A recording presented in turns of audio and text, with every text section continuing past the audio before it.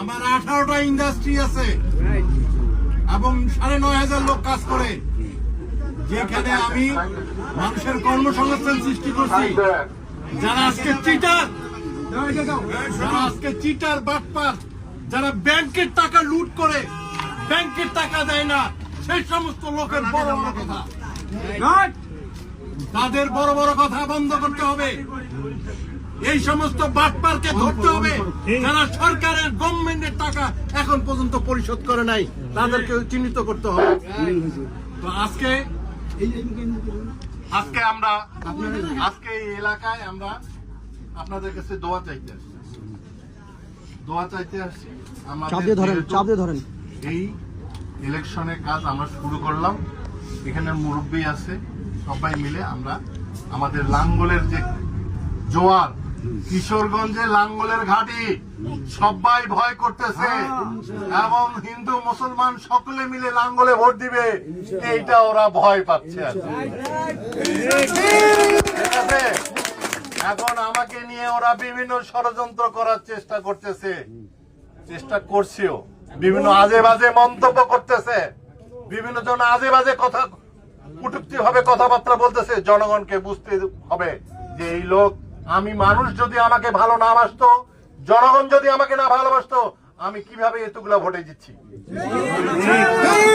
এবং স্বতন্ত্র প্রার্থী হয়ে অবশ্যই বুঝতে হবে আপনারা আজে বাজে লোকের কথা কান দিবেন না।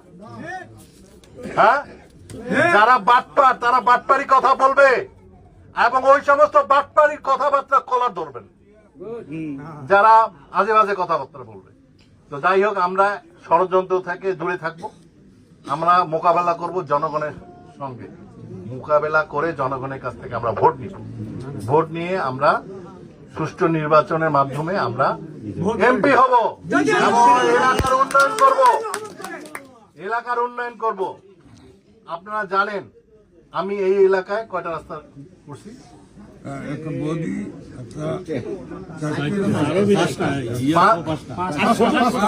5-6টা কাজ, ছোট বড় মিলে 5-6টা কাজ করছি এই 6 মাসে। ভাই, মানুষের তো কাজ শিখতেই তো বহু সময় লাগে।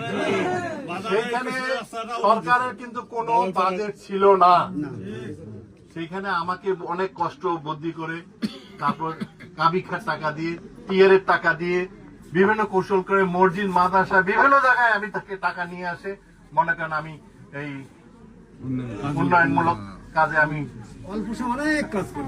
এখন এটা মানুষের সহ্য হচ্ছে না, আমার জনপ্রিয়তা মানুষের সহ্য হচ্ছে না, এই জন্য আপনাদেরকে সজাগ থাকতে হবে। ভাইরা, আপনারা ভালো থাকেন, সুস্থ থাকেন। কালকে থেকে আমরা যেহেতু লাঙ্গলের কাজ শুরু করব, ওদের মাথা আরো খারাপ হয়ে যাবে। নাই বেড়াইতে আমার লুঙ্গি খুলে গেছে, লুঙ্গি খুলে গেছে। তো এখন বেড়াইলে কি হবে আল্লাহ জানে। যাই হোক, আমরা আল্লাহ আছে, উপরে আছে, আল্লাহর কাছে আমরা বিচার দিব। আল্লাহ যেন আমাদের রক্ষা করে। আমরা মানুষের কল্যাণের জন্য আমরা রাজনীতি করছি, আর মানুষের কল্যাণের জন্য মৃত্যুর আগ পর্যন্ত রাজনীতি করব। আপনারা সবাই ভালো থাকেন। আমাদের কার্যক্রম যেন সুন্দরভাবে এখানে কাজ হয়। আর এখানে যারা জাতীয় পার্টির নেতা কর্মী আছে, এই যে মুরব্বী আছে, আর ওই যে মুকুল ভাই আছে,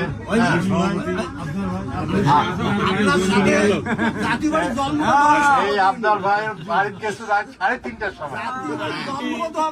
হ্যাঁ, আমি এই লোকটাকে মনে করেন যে আপনাদের কাছে আছে, আল্লাহ যেন ওনার করুক এবং জাতীয় পার্টির সঙ্গে উনি এখন পর্যন্ত আছে। তো যাই হোক, আমরা জাতীয় পার্টির লোক। এরশাদ সাহেব কিন্তু একটা কথা বলি, এরশাদ সাহেব কিন্তু 9 বছর শাসন করছে। কোন লোক তার হাত দিয়ে খুন হয়েছে বলেন তো ভাই? কোন লোক খুন হয়েছে? এখন কয়টা করে খুন হয়? মানুষ কেন বোঝে না?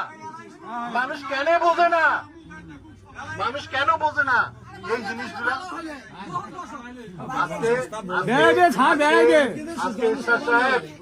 এই যে আজকে শুক্রবার দিন, ছুটির দিন ঘোষণা করছে, মসজিদ মাদ্রাসা মন্দিরের কারেন্টের বিল বাকি দিছে, বিল মকুব করছে।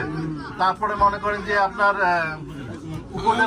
উপজেলার সিস্টেমটা, এই উপজেলার সিস্টেমটা একমাত্র এরশাদ সাহেব করছে।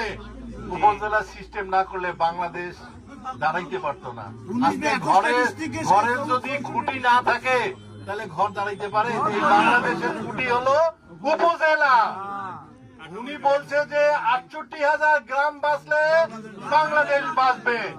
এই কথাটা ঠিক কিনা? কার কথা এটা? যাই হোক, আপনারা এই কথাটা মূল্যায়ন রাখবেন এবং আপনারা এই লাঙ্গল মার্কায়, আমি তো ভাই আপনাদেরকে, আমাকে দেখে ভোটটা দেন।